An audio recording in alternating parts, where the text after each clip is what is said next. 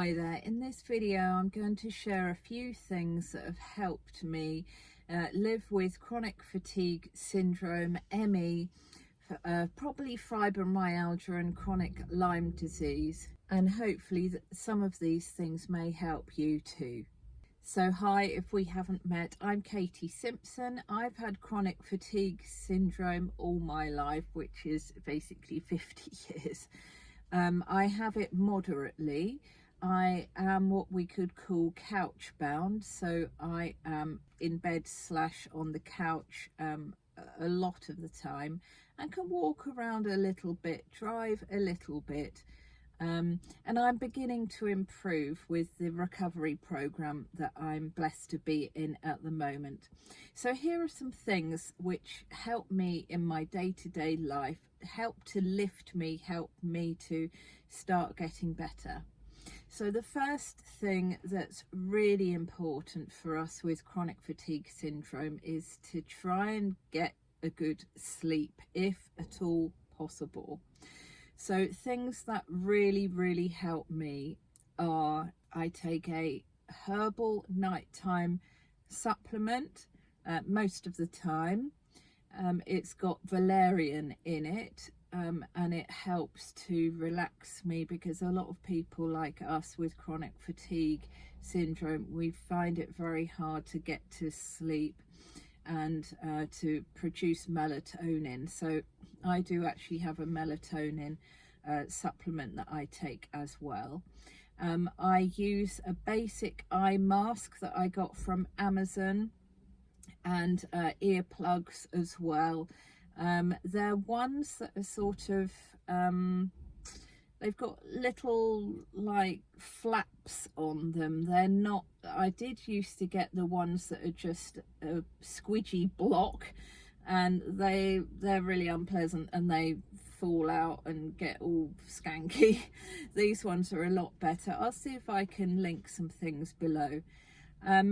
All of those things really help me to get to sleep, and if I don't get to sleep very well, I listen on YouTube, put my phone face down, and listen to some rest sleep music. I just type into YouTube rest sleep and it comes up with some really restful things.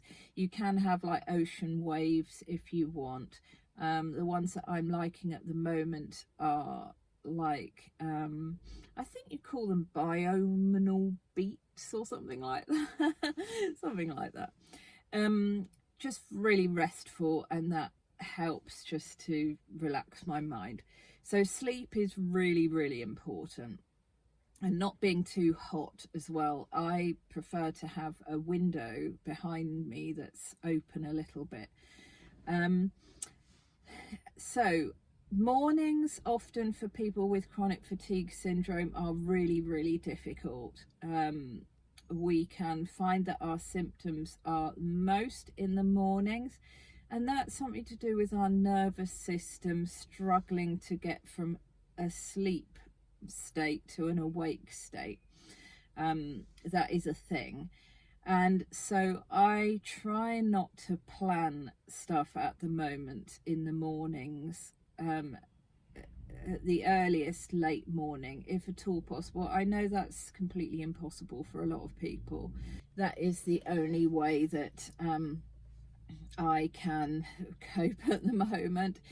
So just be aware that mornings are often difficult. I do things to help me to relax and turn off. So I really like watching like nature videos on YouTube with some relaxing piano music, or at the moment I'm really into watching people camping, you know, if it's a relaxing channel, seeing people outdoors, and just something that can just go past in my brain without taking up too much energy.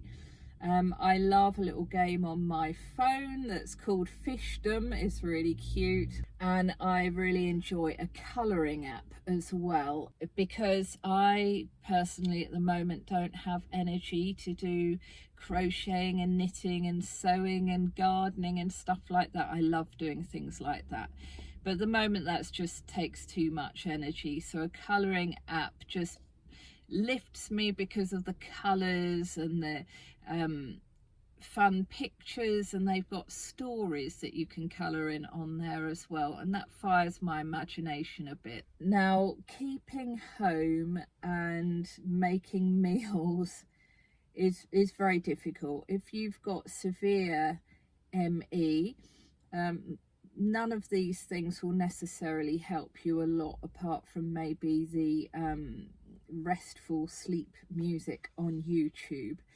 But I've got medium ME, so I've got an instant pot and any cooking device like that where you can put things in there together in one pot and just leave it to do its stuff is really helpful because of the washing up and the not having to do lots of different things. I find it very helpful to get frozen veg and things that's already been washed and cut up, and you could get spice mixes and things, and maybe cut up meat from the supermarket, and all those things can really help to make tasty meals without it taking a lot of preparation and clearing up afterwards.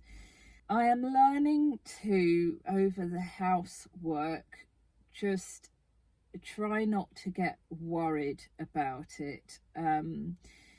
We just do what we can. There are things that can help. When I have a bit of energy, I've got this sort of mop thing for the kitchen floor, where you have these disposable sheets that have got a cleaning fluid on them, and you just pop them on this sweeper type thing, and you can just sweep up and down from a standing position without expending a lot of energy. That has been really helpful. I can't do that every week, certainly every day like a lot of well people do, but every so often doing that just gives me a lift that I'm freshening up the kitchen floor. So giving ourselves grace, giving ourselves a break, and letting ourselves know that it doesn't matter if everything is not perfectly pristine. If we can just sweep around in the bathroom a little bit every few days and try and keep on top of the kitchen as much as possible, with help from people, then that is a real help. And you know, if you need to get disposable stuff in the kitchen to help you, and these things can really get us down, and we must be really careful about that to keep ourselves lifted. So I hope these little tips have helped you. Let me know if they have in the comments, and I really look forward to seeing you on the next one. Take care. Bye.